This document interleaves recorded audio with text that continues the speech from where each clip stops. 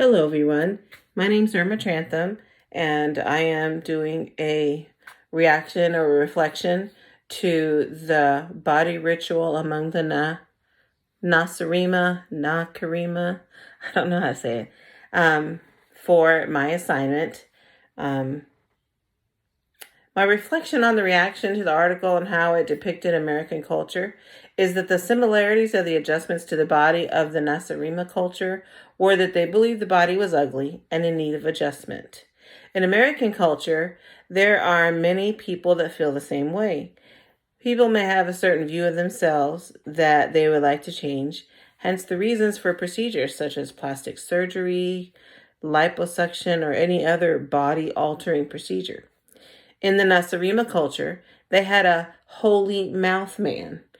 The holy mouth man would perform different rituals on the people with the belief that these rituals, although they sounded quite barbaric, were a way to improve the imperfections they saw in the body.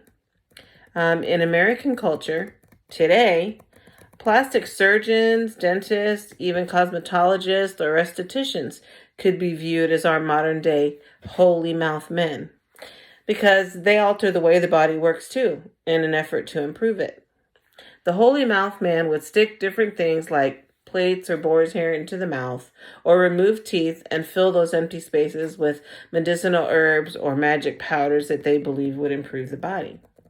In American culture, similar things are done with medications and ointments or creams to improve the appearance of the body. Cosmetic procedures like facelifts or chemical peels are also done. So if the Nasarima culture would see what we do to our bodies, they may see our procedures as barbaric or revolting as well. Or they may respect it as we should their rituals.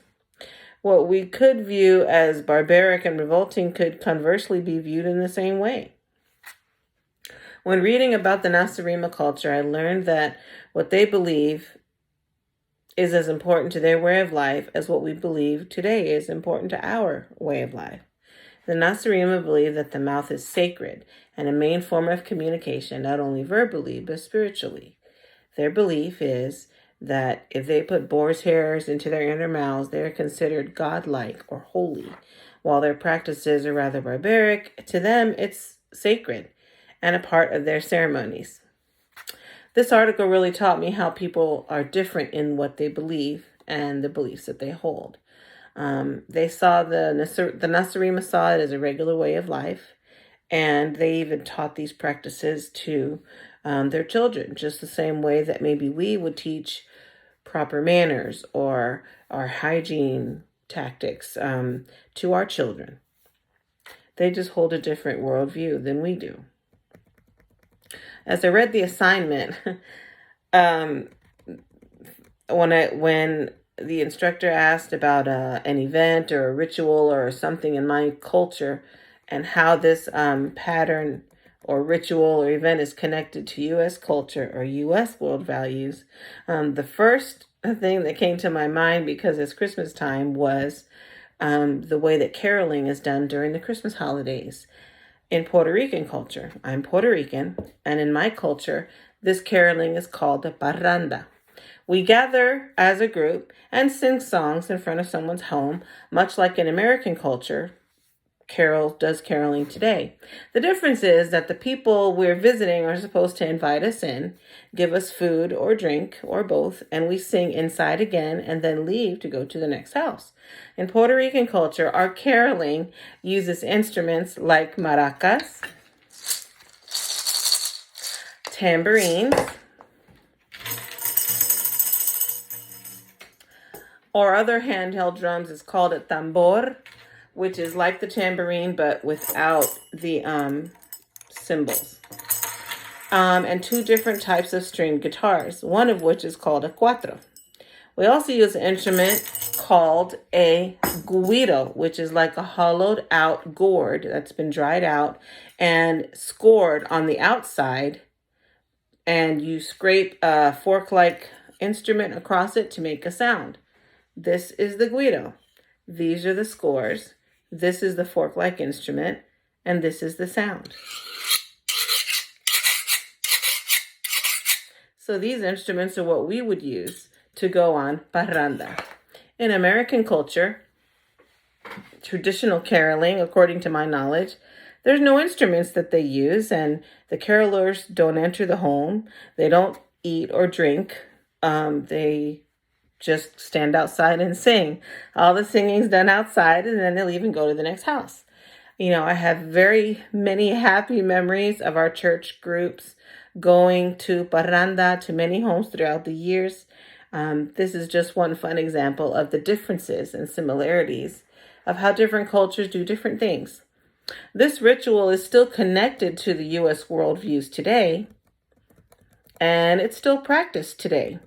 So while there are some similarities in this ritual, there are clear differences, but the goal is the same, even in Puerto Rican culture and American culture, to spread happiness and joy to others during the holidays.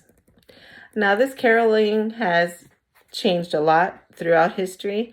In the past, it was just singing, and it has evolved now into incorporating musical instruments, choral sheets, new songs, and groups of people now have, changed. Caroling today has become things like public events that people charge a fee in many places to see, like for fundraising or for church events. They charge a fee, like you have to pay to hear somebody sing Christmas songs or whatever.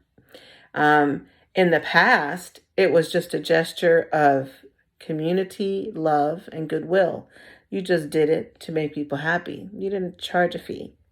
But even now, since we're in a pandemic, no one's caroling from house to house anymore. And in my culture, the parranda is now only done among family gatherings. I can't even remember the last time that I actually went out with a group to parranda and played my instruments. This is just another indicator of how times and cultures have changed. One thing, though, has not. The spirit of Christmas still remains, even through the course of time. Something interesting and funny. I realized from my reading and research toward the end of this assignment that Horace Minor wasn't actually talking about an actual tribe.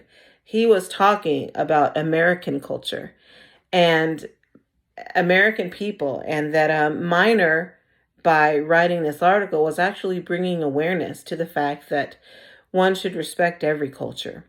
The word Nasarima is actually American, spelled backwards. The mouth rituals mentioned in the articles were simply things like brushing your teeth or having a cleaning or getting a filling. And the magical powders that the mouthmen used were things like painkillers, Tylenol, aspirin. So in retrospect, even though I've completed the assignment as if it was an actual tribe, it was really written by Minor to Horace Minor to bring awareness and as a way for people to be a little bit more careful and respectful when you speak negatively about other cultures, and not to be so judgmental when faced with other cultures or people from other cultures. And we're living in a time when people from other places are coming from everywhere, all over the world. And everyone should be respectful of cultures, especially when they're talking about your own. I know I'm Puerto Rican, but I'm also an American. So this was a revelation for me as well. Thank you for watching.